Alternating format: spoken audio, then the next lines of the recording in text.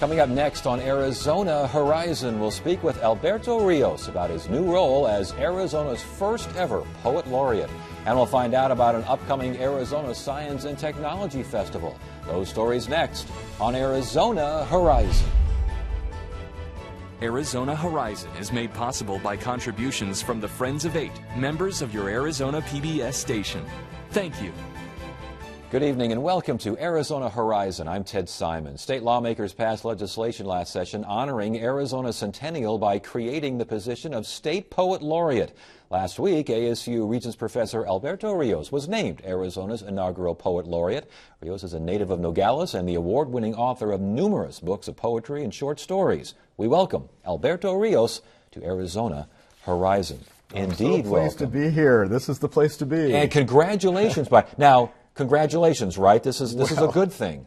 Work, work, work. Yeah, I was going to say, what does a poet laureate do? That's an excellent question. It is yet to be invented, but everybody seems to think it means more work. Well, then congratulations in quotations there. Are you getting advice from other poet laureates? I think we're the 43rd state now to have one. I think that's about right. Are you hearing anything, or are you looked into anything? I've gotten advice. I've got, if you're in the field, you're going to meet everybody who's doing these sorts of things. And I know probably most of the poets laureate out there. Yeah. And getting a little bit of advice, mostly don't do everything. Yes, I would imagine that would be it. The governor's office, the quote was, "You represent Arizona's values, independence, and uniquely Western culture." What are your thoughts when you hear something like that? I believe it.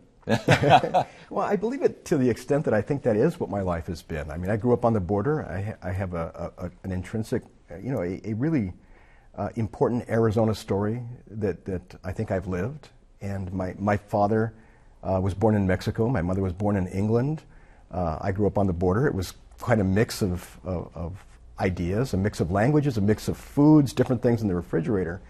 Sorting that all out is part of what I think made me a writer, and part of what made me an Arizonan, and part of that independence and that Western sensibility comes out of that. When did you start writing poetry? Oh, when did I start writing poetry? When did I start writing? I don't know that you're ever writing something, but it had very little to do with putting pen to paper. It had to do with getting in trouble, and it was second grade, and I was busted for the egregious crime of daydreaming. This was the 1950s. This was a big deal. My parents were hauled into to school. And yet I know now that I think that was the beginning of it, because as a second grader, you can't write a novel, really, but you can think one. And if you're taught about being, let's say you're being taught about explorers, what do you think you want to do as a second grader? You want to go out and be an explorer, but you can't even walk across the street without somebody holding your hand, which puts a crimp in your explorer style. What you can do, however, is put that big thing, that excitement, somewhere. I think too often we think kids are, second graders, first graders, they're all bouncing around on a kind of sugar or bad manners or whatever it is. We don't think that maybe they're excited because they've just learned something, which in retrospect I think is how I reacted to what I was doing there. So when were you able to put that excitement into the form of, be it short stories, but especially poetry, because poetry is very different, and it's I think kids kind of think of poetry in song lyrics and rap lyrics these days and those sorts of things. But when did you say, this is it, this makes sense to me, I can express myself with this? Well, it was a dangerous route, and I can tell you right where that danger was. It was the back of my notebook, starting in maybe junior high, high school. You're supposed to be doing what you're supposed to be doing at the front of your notebook.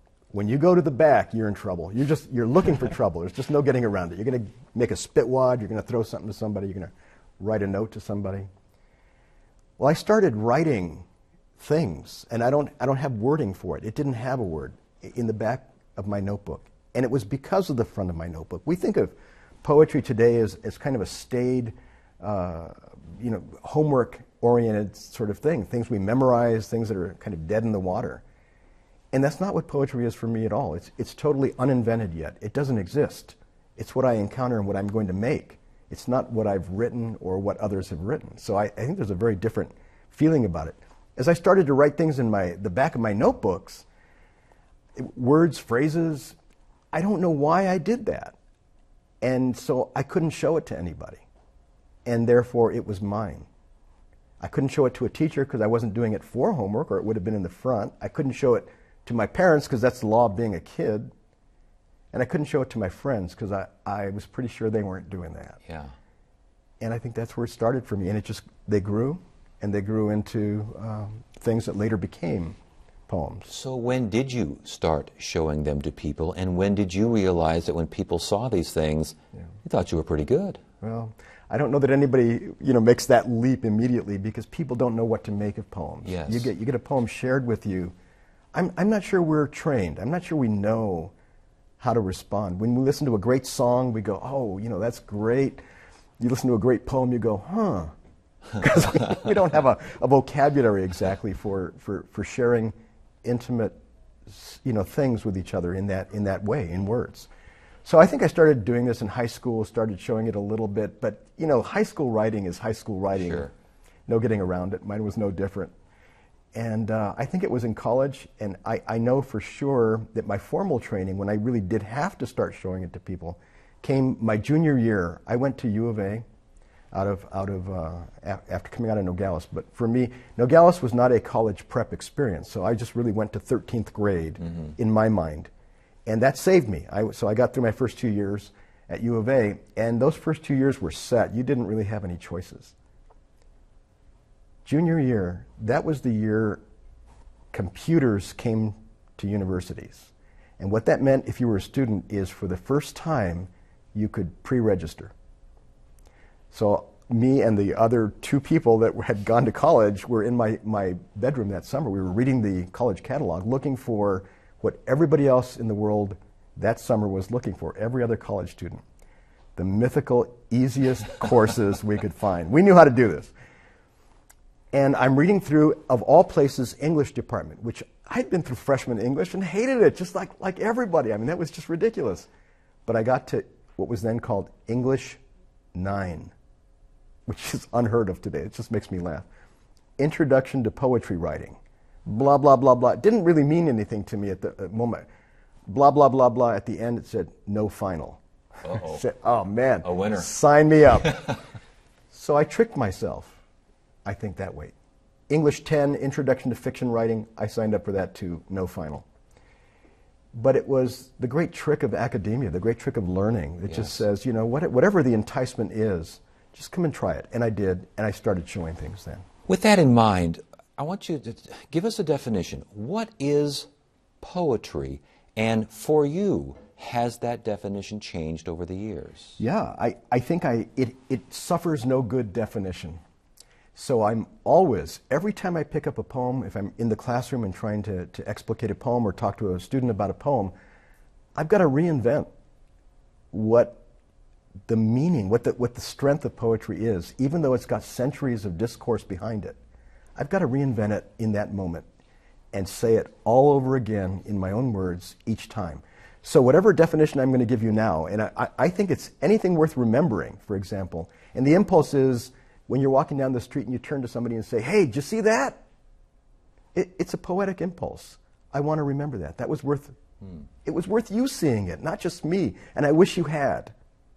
In that respect, I was reading some of the things you've written about poetry, and you emphasize the moment more than you do the narrative. The narrative is fiction, but is poetry a series of moments that work together, that don't work together? Both. And it depends on the kind of poem you're trying to write. We talk a lot about, and I specifically talk a lot about what I call integrity of the line.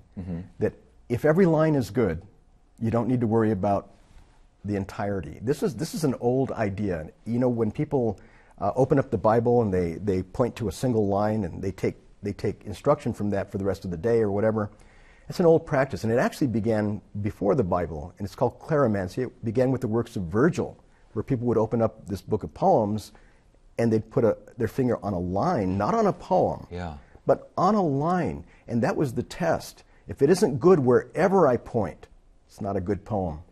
So when students ask me, Professor Rios, where should the best line in a poem be? The journalist students, they say, it's got to be the first line, the hook line. And the science fiction students, no, it's got to be the last line. I woke as if from a dream, And I say, no, man, the best line in a poem better be the line I'm reading. Interesting. And it's an impossible standard, and why would we want any other?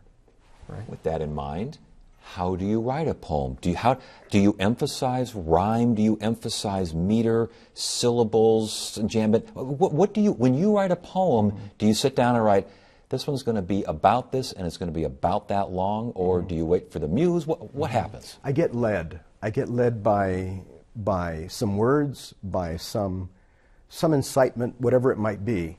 But all those things, meter and rhyme and all those things which people think aren't in use today, that's clearly not true. Writers are using those things all the time, including in traditional ways. But it's just like a basketball player who shoots the basket over and over and over again so that you stop thinking about it. Mm-hmm. I think I'm at a point now where that's not what I think about. I don't think about the tools I'm going to use to make the poem. I just start to be led, and I can bring to bear all of the things that I've worked on in the writing of it. And you're going to want to know, how do you write a poem? And it's just like defining poetry. It is, and I'm not exaggerating, it is different every time. And if it weren't, I'd be scared.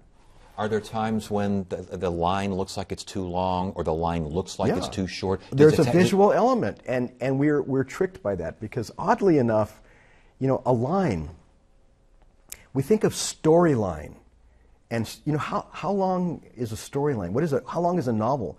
Well, you see a novel and you're looking at it, and actually the container, the book, is terrible in that you're reading the line and then you get to the end of the page and thunk, you hit a brick wall and you fall down one, you're dazed, you go to the next line, hit the wall again, you fall down, that's a terrible way to read a novel, or to read prose, to read a story. A storyline is probably 2 miles long, half an inch high, and it fits straight into the ear. It's really an elegant idea. And a book is a terrible container for it. Mm. Now, a poem, those lines, we're still circumscribed by the book. And I think too often that's how we end up writing things. It looks like a poem. Yeah. But I think there is something to the idea that a regular line is about 10 syllables, 10 feet long, and there's something about the cadence of English. Different languages work differently, so that there's something about how long does it take to say one thing, or one thing about one thing, and a poetic line is a pretty good measure of that. If poets and critics see brilliance in a particular poem, but most people who read it don't see that brilliance there, is that a good poem? That's an excellent question.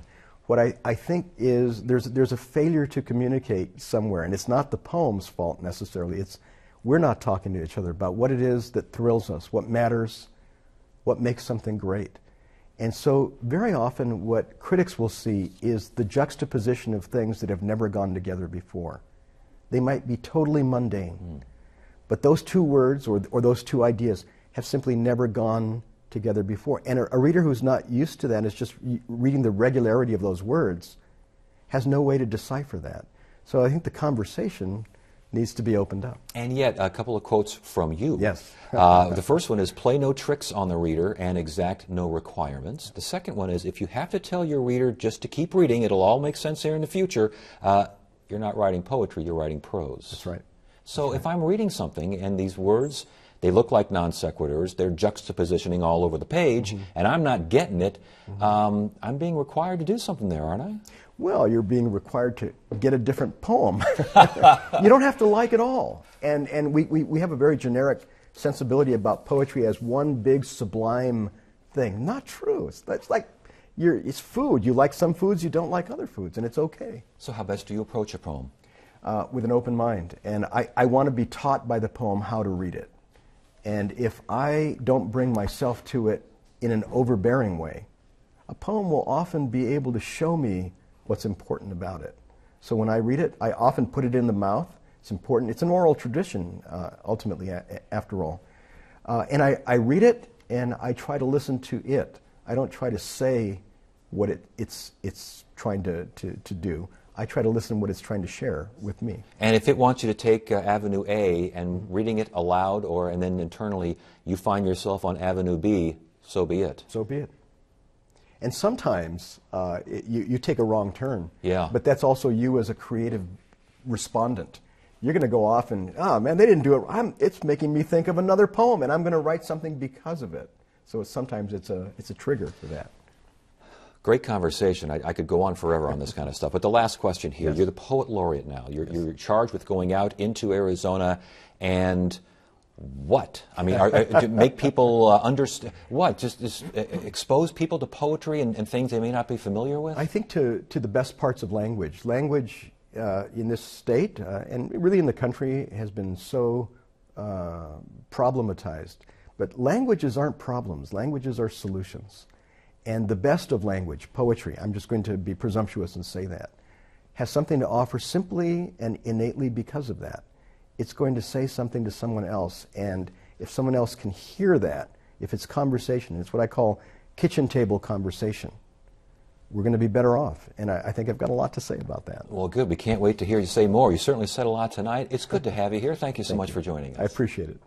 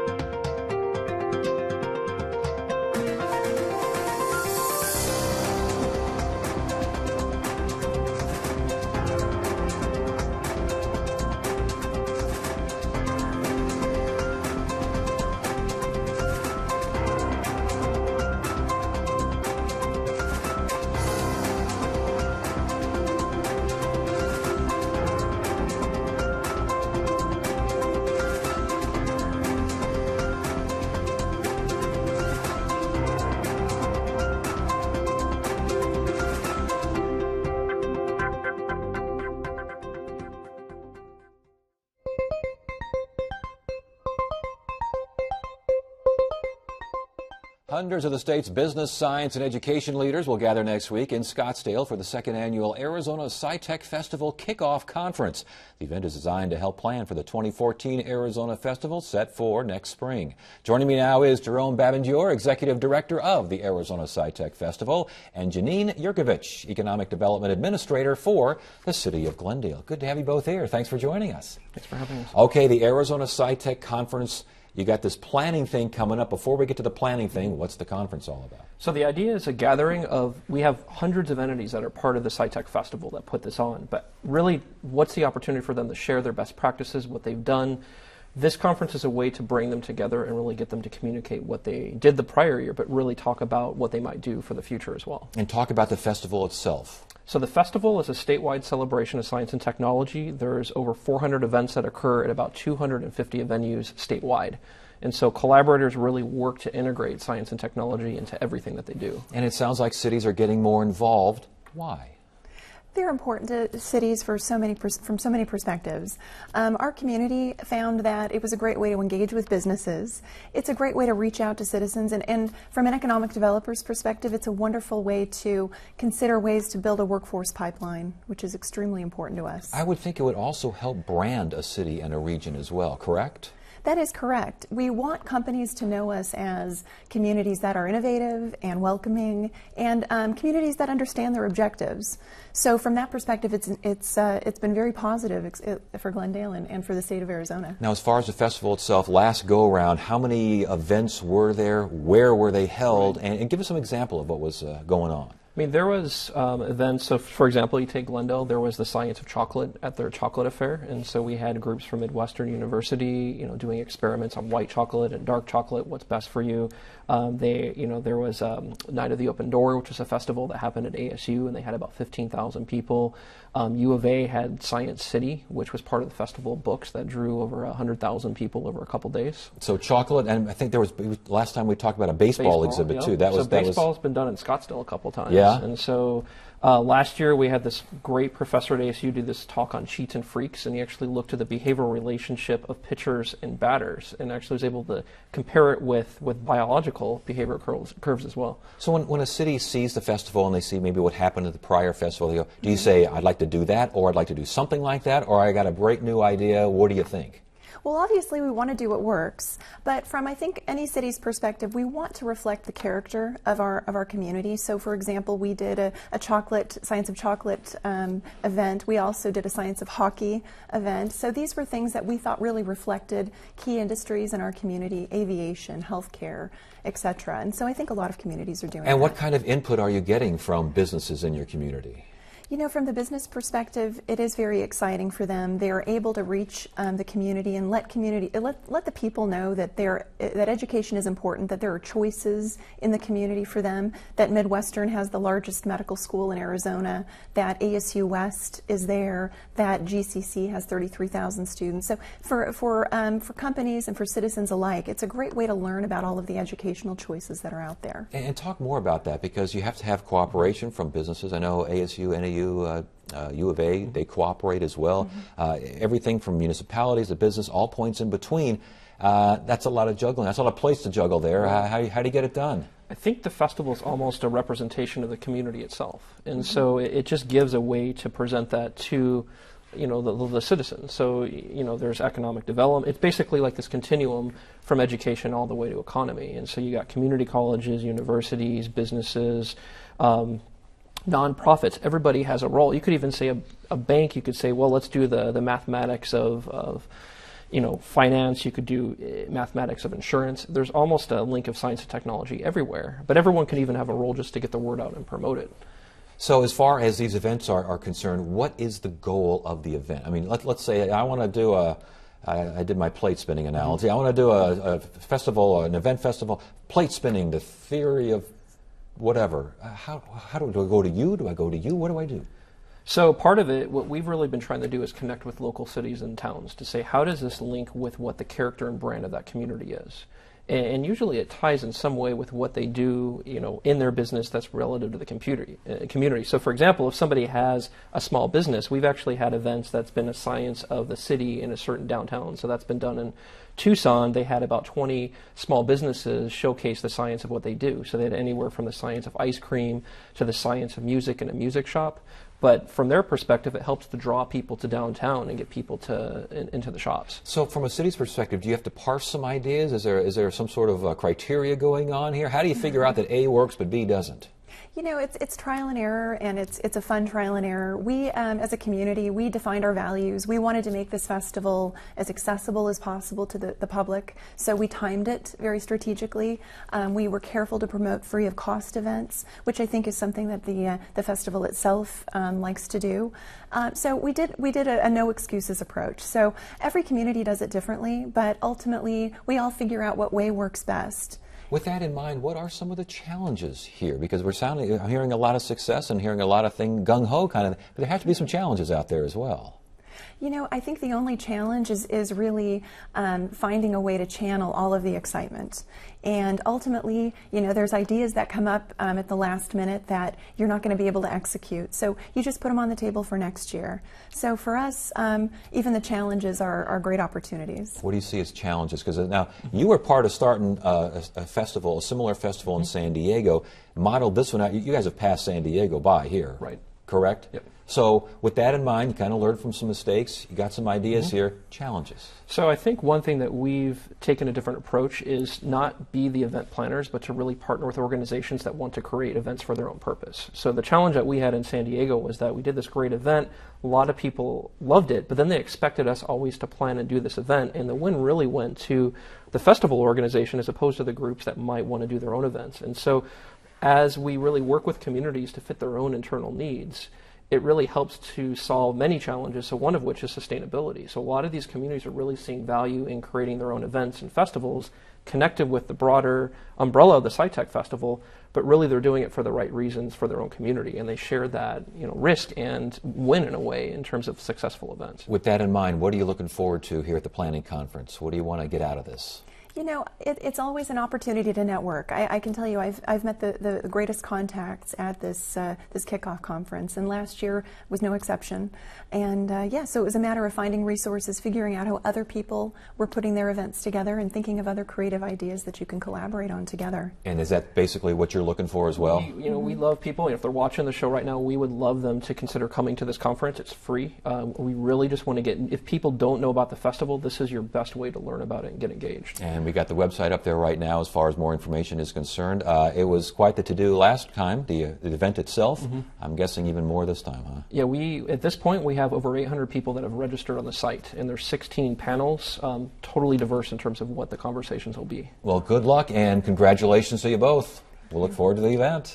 Thursday on Arizona Horizon, we'll hear about a new report that shows per capita income in Arizona lags behind the national average. And we'll look at the works of a local artist who makes prints from wood and linoleum carvings. That's at 5:30 and 10 on the next Arizona Horizon. That is it for now. I'm Ted Simons. Thank you so much for joining us. You have a great evening.